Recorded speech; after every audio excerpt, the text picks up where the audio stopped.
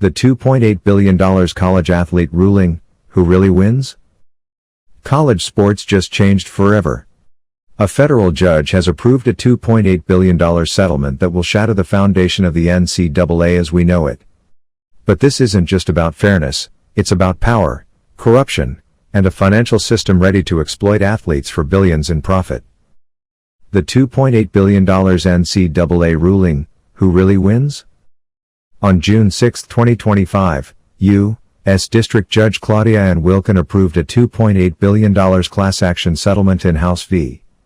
NCAA. The ruling allows Division I schools to directly pay athletes up to $20.5 million per year, while also compensating former players for past restrictions. This marks the death of amateurism in college sports. But the impact goes far beyond scholarships. Athletes are now paid assets. And where there's money, there's corruption, influence, and pressure to protect profits at all costs. Who is Judge Claudia Wilkin? Judge Claudia Wilkin has been at the center of NCAA legal battles for years. Appointed by President Bill Clinton in 1993, she's ruled in other landmark cases like O'Bannon v. NCAA and Keller v. EA Sports. A former Berkeley law professor and now senior federal judge, Wilkin has repeatedly found that the NCAA violates antitrust law by restricting athlete compensation. Her rulings reflect a consistent legal philosophy: amateurism is an artificial and unlawful restraint in a multi-billion-dollar industry. Who profits? The biggest winners? Not just the athletes. Major corporations, Nike, Adidas, ESPN, Fanatics and media giants that broadcast college games stand to profit massively. But look deeper, asset management firms like BlackRock, Vanguard, and State Street are the real power players. They own large shares of these corporations and now profit directly from the monetization of young athletes.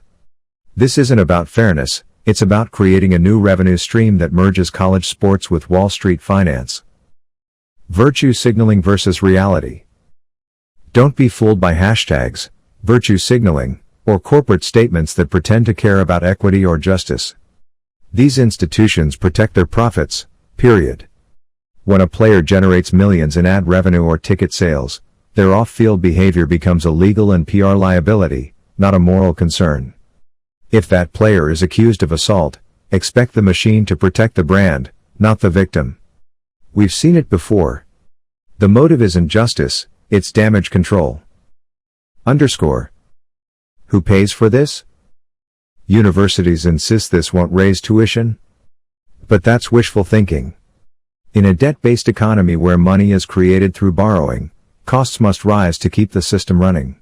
Even if tuition isn't explicitly raised, students will see increased housing fees, mandatory athletic charges, and reductions in academic services. Meanwhile, the U.S. national debt keeps rising. States raise property and gas taxes.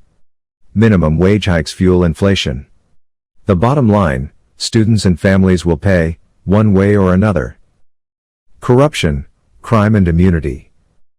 What happens when a high-earning athlete is accused of a crime? Will colleges risk a lawsuit or sponsorship deal to hold them accountable? Unlikely. Look at Deshaun Watson. Despite dozens of sexual assault allegations, he signed a $230 million guaranteed NFL contract. Now imagine a college star facing a similar claim.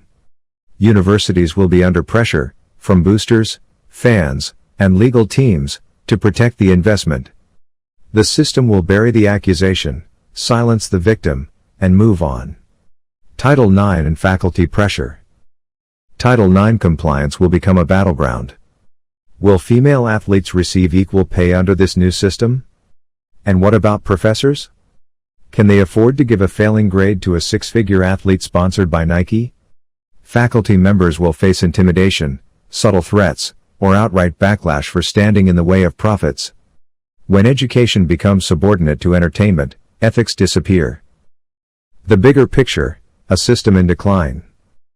This isn't just a story about college sports.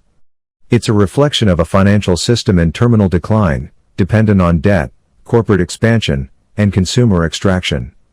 The goal isn't fairness or reform. It's monetization. Athletes are the latest frontier in an economy that's already drained healthcare, housing, and education. And just like everything else, the profits will be privatized, while the costs are socialized. Final thought, what comes next? This ruling is the first domino. More lawsuits are coming. Mid-tier schools will struggle to compete. Sports will get richer. Education will suffer. And when the money dries up, the very athletes this system pretends to uplift will be discarded.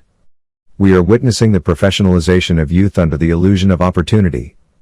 It's not a victory, it's a business expansion. Closing call to action. If you found this eye-opening, share it. Comment your thoughts below. And remember, when institutions claim they're acting in your interest, follow the money. Because behind every slogan and settlement is a system built to enrich itself, not serve you.